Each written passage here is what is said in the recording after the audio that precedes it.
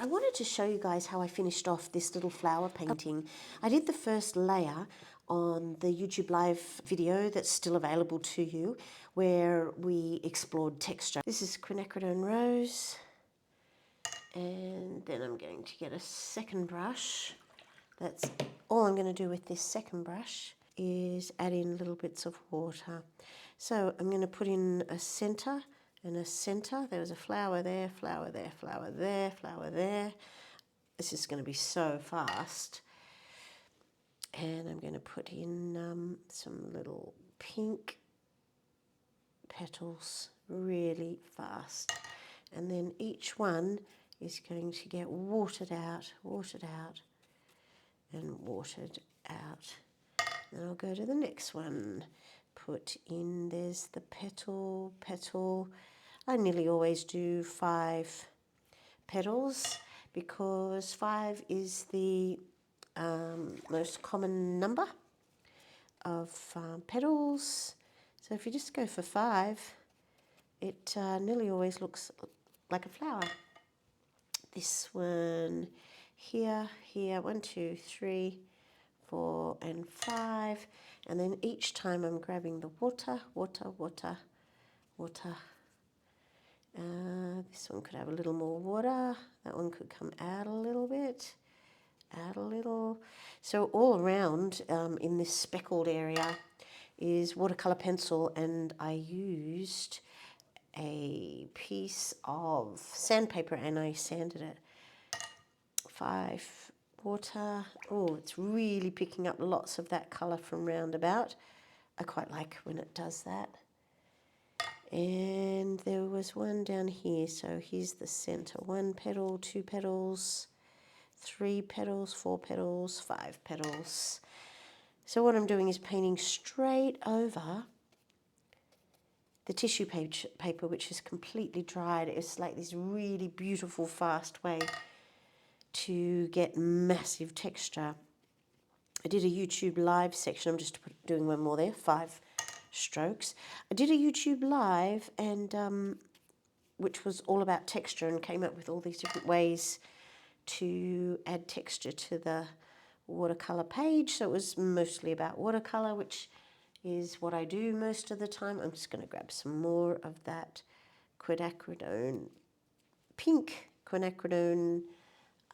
pink, what's it called? I've got a head cold, and so, you know, information's going in and out. I'm going to use that same brush. It's loaded with the pink, but I don't care when colours mix. In fact, if I'm using a pink into this green, the green is going to completely consume the pink, so it doesn't matter. I'm just feeding the centres of each of the flowers to give them a little focal point. And oh, that's quite lovely and really fast. So what I might do, this tissue paper is completely glued down. So what I might do is I want some of that pink to appear in the background.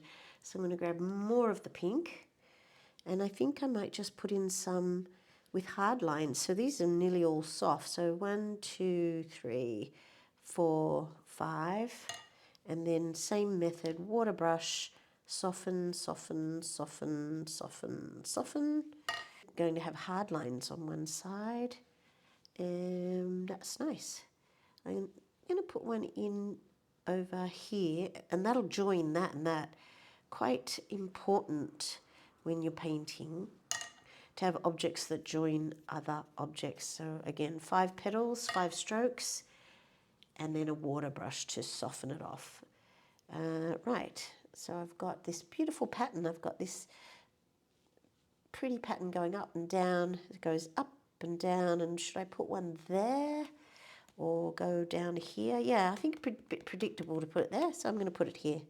Oh, it might go off into the corner. 1, 2, 3, 4, 5, and water, and then I'm going to go digging back into my beautiful green and give them, each of them, a centre. How fast was that? I'm going to refeed these ones here. It's starting to dry a bit. And what I'm going to do is leave them sitting on there. It still feels a little incomplete. So I think I need to give some of these petals a bit of definition. So what I'm going to do is play with the colour that's there. It's watercolour pencil. So if I just soften it, then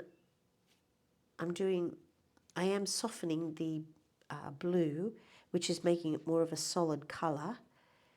But mostly my goal was to make that petal pop. I might make that petal in there pop a little bit too. Just giving some of the petals some hard edges. My new ones all have hard edges. Yeah, that's better, isn't it? Okay, where else will I do that? Here. Just creating a little half circle shape. Oh, that's not working. I'm going to grab some blue. I always spritz my palette. As soon as I sit down to paint, the first thing I do is spritz my palette, and that's why that blue is instantly available to me. I do make lots of decisions about the colours in advance quite often, but sometimes if I'm in a bit of a hurry and I really wanted to get this video out to you guys, so I thought I'll just do a little quick version of something. How's that looking? Right, so I've given some focus here. I've given some focus there. It definitely wants to have some focus. I'm going to put in more of that green, the green down here. Put in some focus on these petals. Over there, and that one. So that green, I've now introduced another green.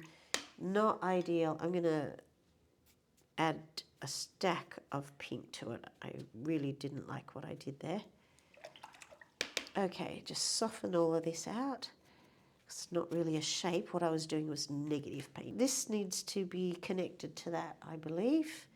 So a bit more of that turquoise. Now I've introduced it and I'll put some over there.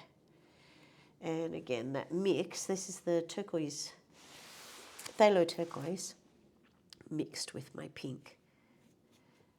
That's better. And then soften that out. And as I soften out, just take a second to negatively paint some of those more petals, petals, petals. These bits of tissue paper are just moving, so I obviously didn't glue them down very well. I'm going to just darken them because they are drawing attention and I don't want that.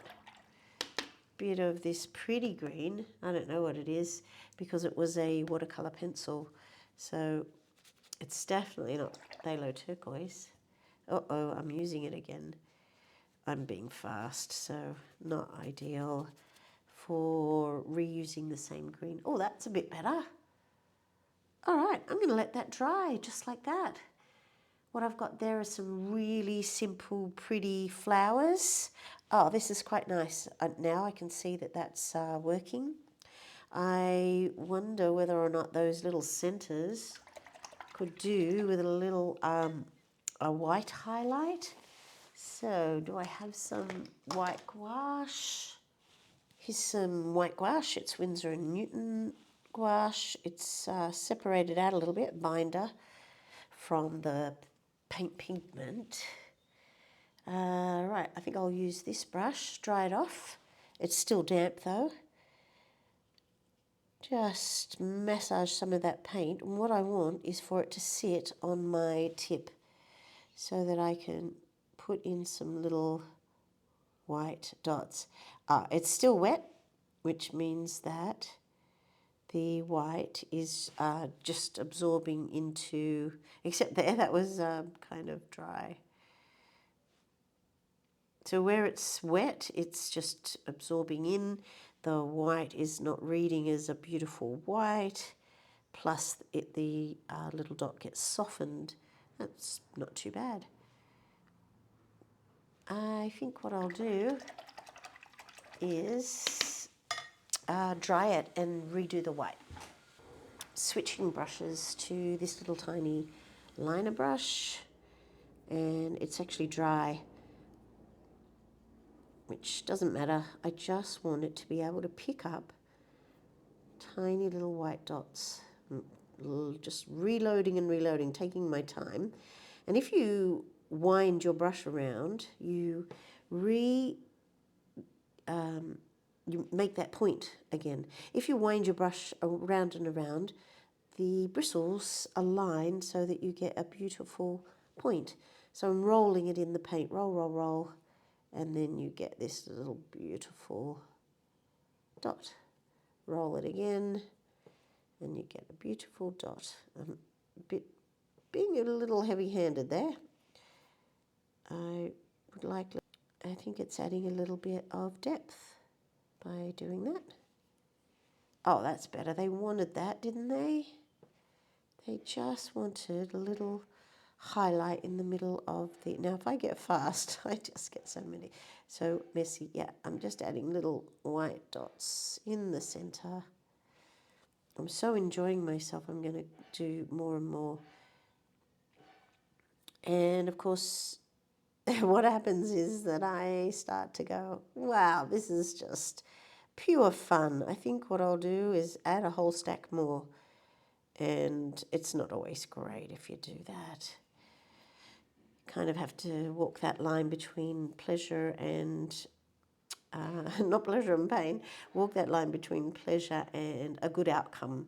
I do like a good outcome, but sometimes I paint purely for pleasure. Oh, there you have it. Lovely little quick abstract. Now, you notice that I put my gouache in a separate little container. I do that on purpose because gouache is an opaque medium that I don't want mixing with my beautiful palette. And there you have it. Thanks, guys.